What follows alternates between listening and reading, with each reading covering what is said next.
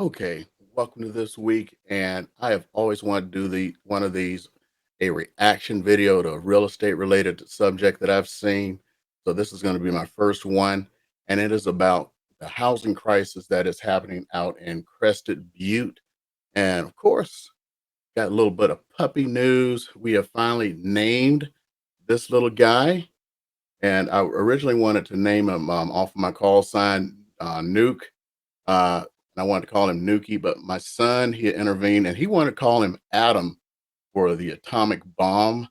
So, he is now Adam, the atomic dog, or Nuke. Okay. So, son won, can't go against the kids, right? So, everybody meet Adam. So, let's go ahead and go on. And this one is from Vice, and they talk about what is going on in Crested Butte because of all the folks moving on. So let's go ahead and roll that beautiful bean footage and let's react what's going on out there.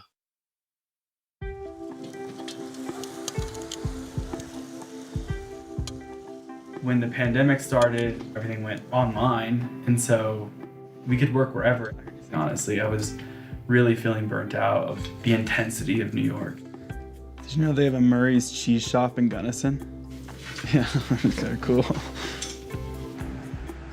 Came here to ski, it was on the Epic Pass, and I kind of just fell in love with it. It was a really cool town. I started looking around at apartments and Say a lot of people are just moving from all over the place. One of the things that the pandemic has done is we now have more opportunities to live wherever we want. A lot of employers have realized they don't need you in the workplace anymore. So you can live wherever you want, especially a lot of knowledge workers. So if you're a programmer, someone like that, you don't have to live in Silicon Valley anymore. You can live wherever you want to, and it really doesn't matter. apartments and or condos. The next thing you know, I sort of put an offer in on one. Yeah. Tyler Rogers and Bella McGoldrick are living the dream. Freed from having to go into a physical office for work, they gave up their New York apartment this year and joined a migration called the Zoom Boom. Remote workers who've traded urban areas for life a little further off the grid. Have you heard this phenomenon, of the Zoom town? For sure. Often you speak to locals and they're kind of talking about like, I mean, did you see those views there? Would you trade uh, New York for something like that? I'll tell you right now, I would any day of the week. the changes that are happening, and I'm always like, oh, that's me. It is a little bit of a weird position to be in, to be like aware of what's going on and to be what is kind of the problem, I guess, in some people's eyes. What do you hear? What do they say? People talk about the shortage of housing for local workers. There's like a lack of rental space or place for them to own. So yeah, I think people are just afraid that this little place will just sort of change and like evolve into something that they don't recognize. Property values have increased hundreds of percent since the 90s here. Back in the day, you could get one of these houses for 60 grand probably. And now what does something like this go for? $1 million plus, 1.8. Now, can you imagine if you had paid 60 grand for this place? Now, there's still parts of the country where you can buy something like this for 60 grand, especially in the South, some parts of the Midwest. I was just looking on Realtor.com, and places in parts of Ohio, you can still buy places like this for 60 grand. But this isn't where the knowledge workers are moving right now. They want to be in places like this with bucolic scenery and everything. So somebody could have bought this house, 20 years ago for 60 grand. They're now an instant millionaire. And think about this in San Diego, places like that. People who purchased their homes for $250,000 20 years ago are selling them for $1.5 million now. 2 million something, it's huge. Wow. Paul Brown moved to Crested Butte in 2008. I love how they did this bathroom. It is amazing. He now works as a realtor, where he has a front row seat to the already tight housing market getting tighter.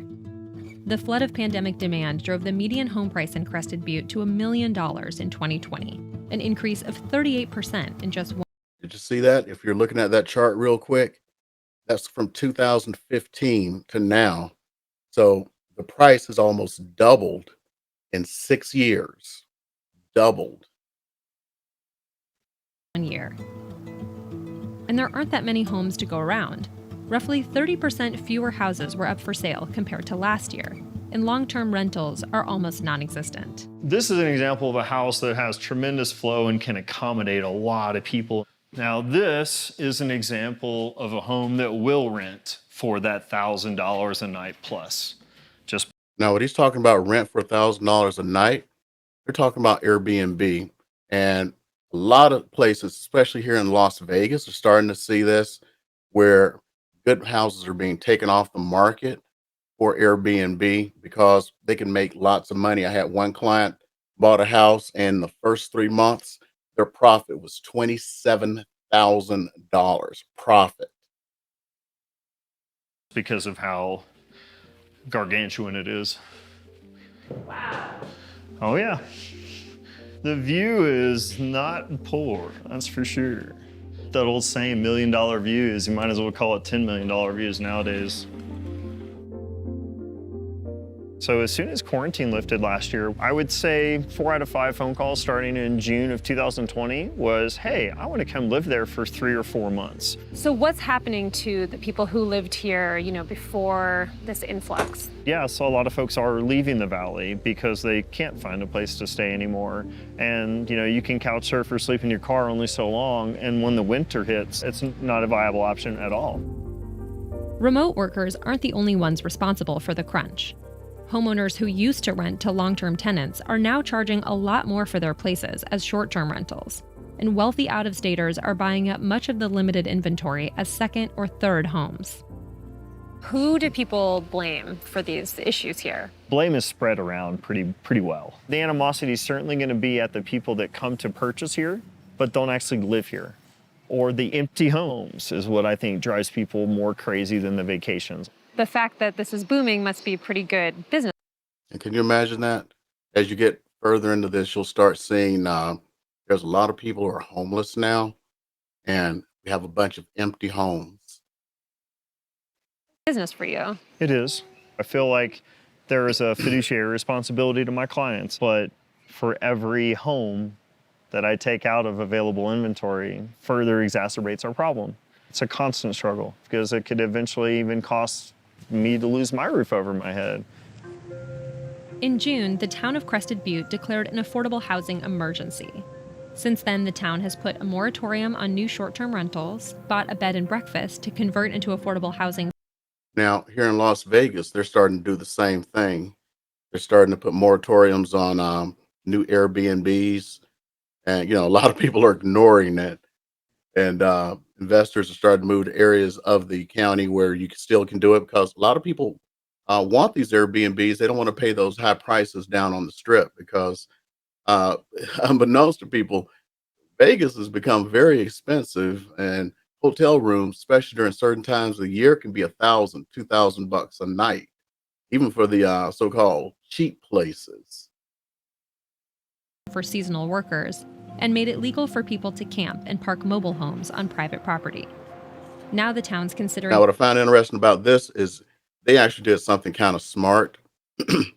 They made it legal, for the campers. There are places in California that are having just as bad, if not worse, problem with affordable housing. They are making it illegal for people to park their campers. And the police go around, just harassing these folks.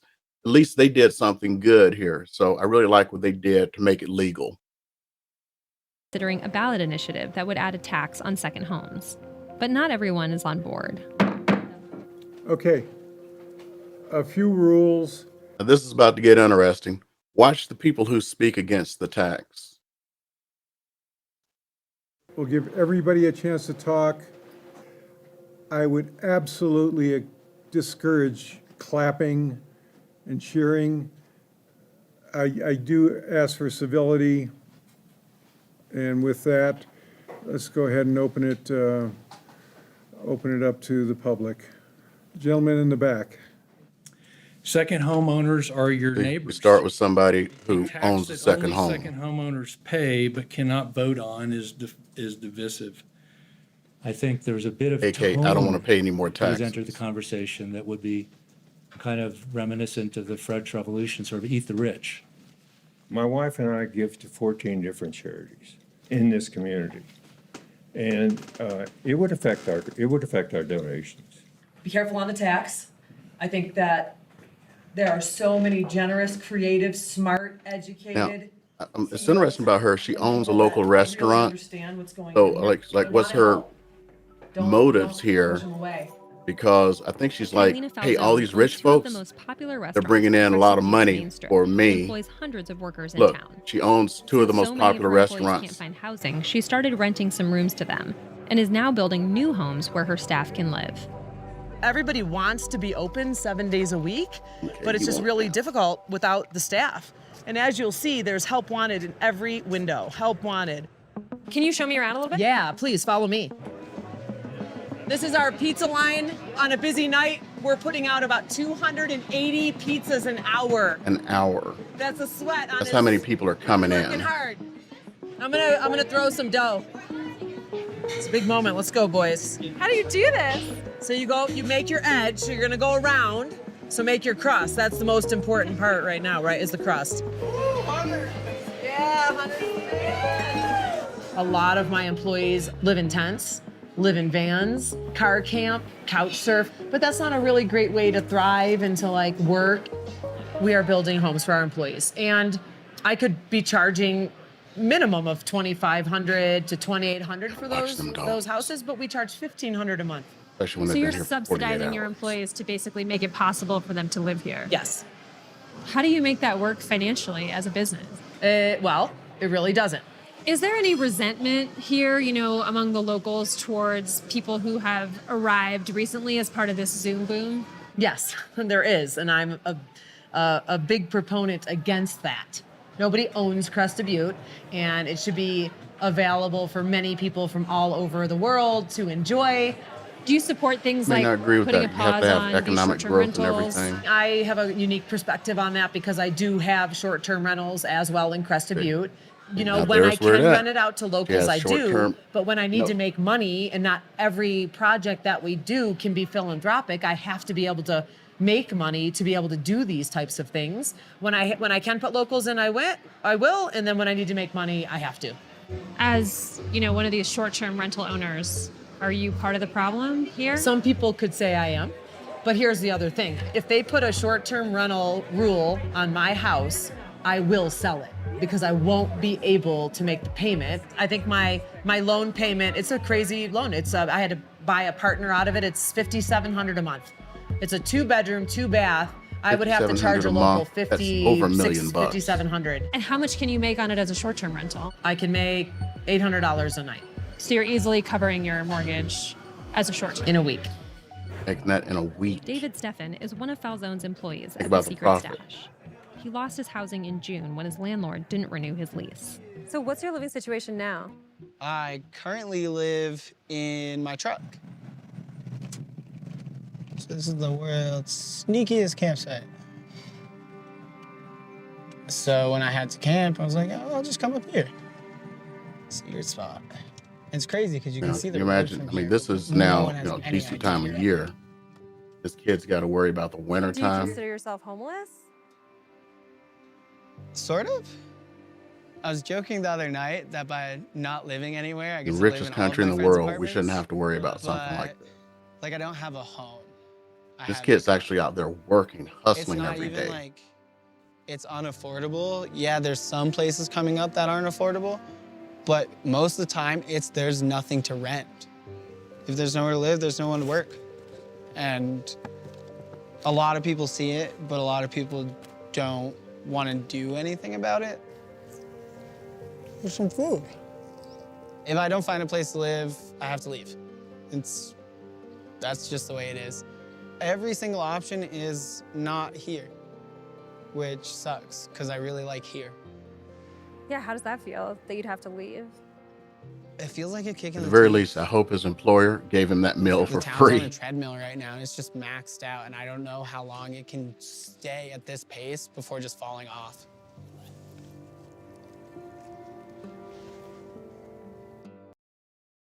So As you can see, the employment issue and housing is getting worse and worse in some places, especially with the change in the economy.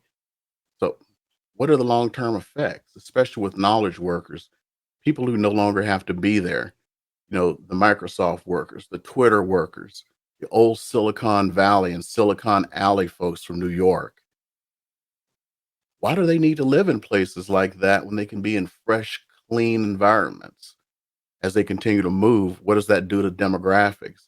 Can it take former places that were inexpensive to live and make them too expensive and price out the locals where they can no longer afford anything? So, what happens if all the locals leave?